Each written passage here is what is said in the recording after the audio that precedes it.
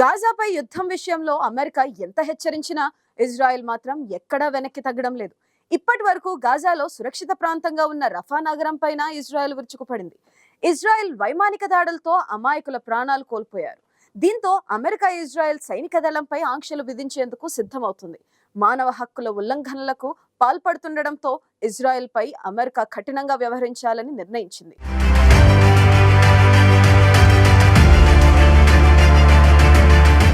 Israel Hamas terror group మధ్య యుద్ధం ఇంకా కొనసాగుతోంది. ఇరాన్ హమాస్ పై దాడులు చేస్తున్న ఇజ్రాయెల్ తాజాగా వెస్ట్ బ్యాంక్ పైన విరుచుకుపడింది. ఇజ్రాయెల్ డిఫెన్స్ ఫోర్సెస్ కు చెందిన నెట్జా యోహుదా దళం పాలస్తీనా వాసులపై హింసాత్మక చర్యలకు పాల్పడుతోంది. అక్కడ పాలస్తీనియులపై మానవ హక్కుల ఉల్లంఘనలకు పాల్పడుతున్న నేపథ్యంలో అగ్రరాజ్యం అమెరికా ఆంక్షలు విధించేందుకు సిద్ధమవుతున్నట్టు తెలుస్తోంది. 2022లో 78 పాలస్తీనా అమెరికన్ ఒమర్ అసద్ మృతికి వీరే కారణమన్న ఆరోపణలున్నాయి. 2022 డిసెంబర్లో వెస్ట్ బ్యాంక్ నుంచి ఈ దళాన్ని ఇజ్రాయెల్ తరలించినా అధికారికంగా మాత్రం ధృవీకరించలేదు. అప్పటి నుంచి ఈ దళం ఇజ్రాయెల్ ఉత్తర భాగంలో పనిచేస్తుంది. అమెరికా ఆంక్షలు విధిస్తుందన్న వార్తల నేపథ్యంలో ఇజ్రాయెల్ ప్రధాని నేతన్యాహు స్పందించారు. ఉగ్రవాదులపై పోరాడుతున్న సమయంలో వారి ఆత్మస్థైర్యాన్ని దెబ్బతీసే విధంగా నిర్ణయాలు తీసుకోవద్దని ఆయన కోరారు. ఐడిఎఫ్పై ఆంక్షలు విధించవద్దని, ఇజ్రాయెల్ పౌరులపై చర్యలను తాను వ్యతిరేకిస్తున్నానని తెలిపారు. అందుకోసం బైడెన్ కార్యవర్గంతోనూ చర్చిస్తున్నామన్నారు. ఉగ్రవాదుల ఏరివేత కోసం ప్రయత్నిస్తున్న సమయంలో అమెరికా ఆంక్షలు విధించడం సరికాదని, అలా చేస్తే అది అనైతిక చర్య అవుతుందన్నారు. అంతేకాక దీన్ని అడ్డుకోవడానికి ప్రయత్నిస్తామంటూ నేతన్యాహు ఎక్స్లో పోస్టు చేశారు. మరోవైపు ఇజ్రాయెల్ జాతీయ భద్రతా శాఖ మంత్రి సైతం అమెరికా నిర్ణయంపై అసంతృప్తి వ్యక్తం చేశారు. తమ దళాలపై ఆంక్షలు విధిస్తే దానిని రెడ్ లైన్గా భావించాల్సి ఉంటుందన్నారు. ఎట్టి పరిస్థితుల్లోనూ అమెరికా ఒత్తిళ్లకు తలొగ్గొద్దని రక్షణ శాఖకు ఆయన సూచించారు. అమెరికా ఆంక్షలను ఇజ్రాయెల్ ఫైనాన్స్ మినిస్టర్ ఎక్స్ వేదికగా స్పందిస్తూ ఖండించారు. ఇజ్రాయెల్ తన ఉనికిని కాపాడుకోవడానికి పోరాడుతున్న సమయంలో అమెరికా ఐడిఎఫ్ బెటాలియన్పై ఆంక్షలు విధించడం ఒక పిచ్చి చర్య అని అన్నారు. పాలస్తీనా రాజ్య స్థాపనకు అంగీకరించాలని, ఇజ్రాయెల్ భద్రతను బలవంతంగా పక్కన పెట్టి ముందస్తు ప్రణాళికలో భాగంగా తీసుకున్న చర్యలుగా వీటిని ఆయన అభివర్ణించారు. గురూజీ రామ్ నారాయణ్ జీ ప్రపంచ ప్రఖ్యాత జ్యోతిష్యులు ఇప్పుడు మన హైదరాబాద్ లో ఎటువంటి సమస్యలకైనా తక్షణ పరిష్కారం చేయబడును. సంప్రదించండి 96651137 9000004357.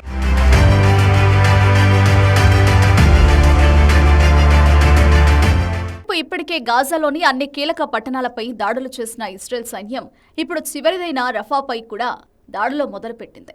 గాజాపై ఇజ్రాయెల్ దాడులు చేస్తుండటంతో దాదాపు 15 లక్షల మంది పాలస్తీనియులు రఫా నగరంలో తలదాచుకుంటున్నారు.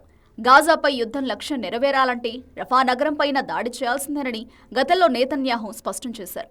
దీనిపై అమెరికా సహా ప్రపంచ దేశాలు నేతన్యాహు నిర్ణయాన్ని తప్పుపట్టాయి. రఫాపై దాడి చేస్తే అమెరికా నుంచి సాయం నిలిపివేస్తామని బైడెన్ హెచ్చరించారు. అమెరికా హెచ్చరిస్తున్న రఫా నగరంపై ఇజ్రాయెల్ దాడులు చేపట్టింది. వెస్ట్ బ్యాంక్లో ఉన్న శరణార్థి శిబిరంపై ఇజ్రాయెల్ చేసిన దాడిలో 14 మంది మరణించినట్లు పాలస్తీనా ఆరోగ్య మంత్రిత్వ శాఖ తెలిపింది. ఈ దాడిలో గాయపడిన వారిని తీసుకెళ్లడానికి వచ్చిన అంబులెన్స్ డ్రైవర్ మరణించినట్లు తెలిపింది. ఇజ్రాయెల్ దళాలు దాదాపు 24 గంటలకు పైగా దాడి చేసినట్లు పాలస్తీనా తెలిపింది. పాలస్తీనా నగరమైన తుల్క్మర్కు సమీపంలో ఉన్న నూర్ షమ్స్ ప్రాంతంలో ఇజ్రాయెల్ దళాలు దాడిని ప్రారంభించాయని పాలస్తీనా తెలిపింది. ఈ దాడిలో మరణించిన వారిలో ఓ బాలుడు, ఒక యువకుడు ఉన్నారని పాలస్తీనా అధికారులు తెలిపారు. అంబులెన్స్లు, వైద్య సిబ్బందిని లక్ష్యంగా చేసుకుని దాడులు చేయడం అంతర్జాతీయ మానవతా చట్టం ఉల్లంఘన కిందకు వస్తుందని తెలిపింది.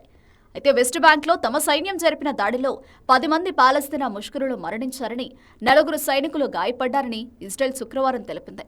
మరోవైపు ఇజ్రాయెల్ జరిపిన వైమానిక దాడుల్లో 9 మంది మృతి చెందారు. మృతుల్లో 6 చిన్నారులు ఉన్నట్లు అధికారులు తెలిపారు. గాజాకు దక్షిణాన ఈజిప్టునకు సమీపంలో ఉన్న ఈ నగరంలో పాలస్తీనియన్లు ప్రాణాలు అరచేతిలో పెట్టుకుని బిక్కుబిక్కుమంటూ గడుపుతున్నారు. ఇందులో చాలా మంది ఇజ్రాయెల్ దాడి కారణంగా ఉత్తర గాజా, మధ్య గాజాను వదిలి వచ్చిన వారే అధికమని అధికారులు వెల్లడించారు. ఈ నగరంపై దాడి చేస్తే అతిపెద్ద మానవ సంక్షోభం ఏర్పడుతుందని అమెరికా, బ్రిటన్ సహా పలు దేశాలు ఇజ్రాయెల్ను హెచ్చరిస్తున్నాయి. అయినా ఇజ్రాయెల్ వెనక్కి తగ్గడం లేదు. ఇంతకాలం రఫాలో సురక్షితంగా ఉన్నామని పాలస్తీనియులు భావిస్తున్న సమయంలో ఇజ్రాయెల్ దాడులు ప్రారంభించింది. దీంతో ఇప్పుడు ప్రాణాలు కాపాడుకునేందుకు పౌరులు ఇతర దేశాలకు వలస వెళ్లిపోయేందుకు సిద్ధమవుతున్నారు.